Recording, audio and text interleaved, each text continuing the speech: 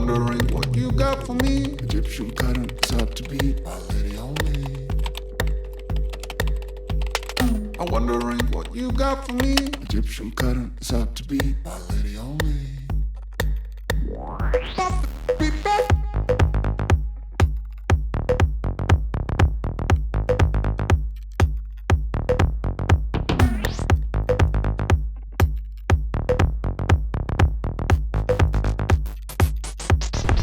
What's up, Infobon? It's Freddy. A big heartfelt Dziękuję bardzo to our tens of viewers that have kept us in the top 10 YouTube sports card investing shows. Hosted by a Polish-American girl dad. The past few months, I've been selling the machine in order to save up for one big-time GOAT. Shall we examine what rookie card I was able to snag from the last Goldin auction? Yes, we shall. Thomas Edward Patrick Brady Jr. Tom Terrific, the geriatric gunslinger. I know what that means, I know what that feels like, and I'm gonna you up because of that. Or you can simply call him the winningest quarterback in NFL history. I don't think it's almost more uncomfortable for me because I never see myself like that, and I've always been underdog. And someone you should probably invest in if you like safe and long-term liquid sports card investments. So settle in, because it's the story of a man named Brady. It was Sunday night, March 13th, the last night of the most recent Goldin auction. The serial number TB12 rookie I'd been tracking for over 6 months was still well within my target price range, which of course means absolutely nothing with last-second bids and extended bidding still hours away. I was sweating. Nothing new for a plus-size Polish man, but it was more of a metaphorical perspiration when I received a phone alert. 40 days after stepping away from football, Tom Brady announced yesterday, stepping back. Tom Brady was coming out of retirement. His cards would no doubt get an immediate bump. Fantastic news for my other Bradys, but terrible news for the one I was trying to acquire. Why the couldn't he have waited till Monday to announce his comeback? I thought I muttered to myself. Turns out, I bellowed it at a volume that woke my slumbering pregnant wife up. Of an asshole, I mean it in the nicest way possible. Now, I'm out of Brady's serial numbered rookie at an affordable price, and I'm a dick for waking my wife that could give birth at any moment.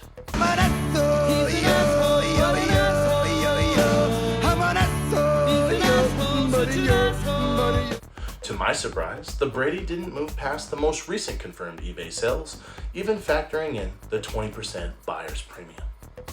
Now, this was the first time I'd bid on a Goldin auction, and the first time I'd experienced extended bidding, but I knew winning the initial auction meant absolutely nothing, because extended bidding gives everyone that bid on the item at any time 30 additional minutes after the hammer to bid higher. And the 30-minute clock restarts with every new bid during this extended bidding period, which is a brilliant vehicle for Goldin and their sellers to maximize profits, but absolutely excruciating for buyers. One positive for eBayers who've lost a bunch of those last-second auctions to higher snipes, because that shit ain't happening in a Goldin auction with extended bidding. Extended bidding is the ultimate auction redo. Bad news, your auction could go for hours and cost you a lot more. 999,999. 1 million.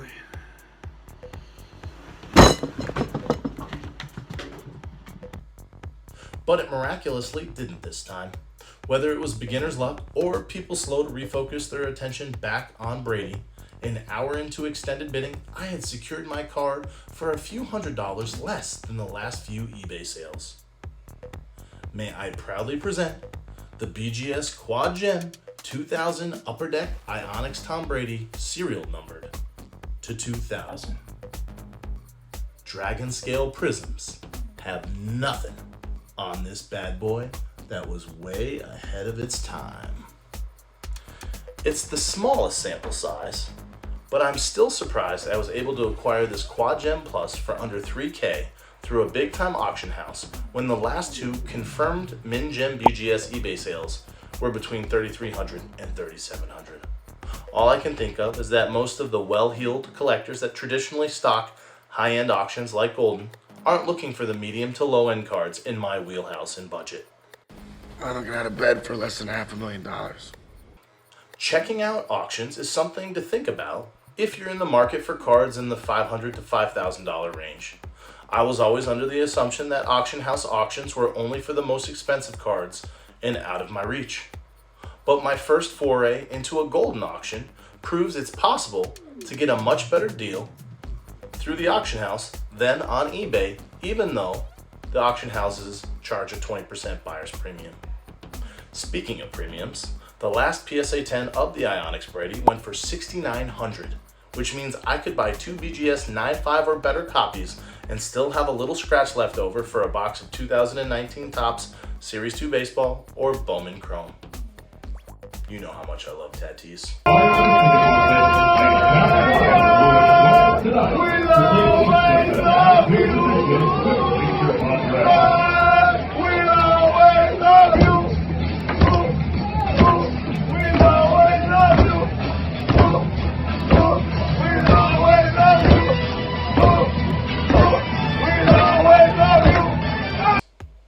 And you know, anything over a 10 to 20% premium for any of the major grading companies makes no sense.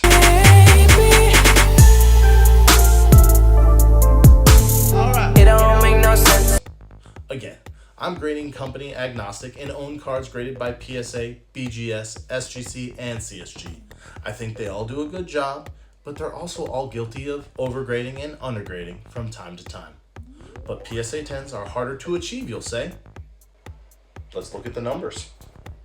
There are 109 PSA 10s out of 328 graded, and 199 BGS 9.5s out of 391 graded for a 51% gem rate. Ha, you'll say. See? BGS 9.5s are 18% easier to obtain. I told you so, I told you so, I told you so, I told you so, I told you so. But if we drill down deeper, get out a piece of scratch paper and a pen, and comb.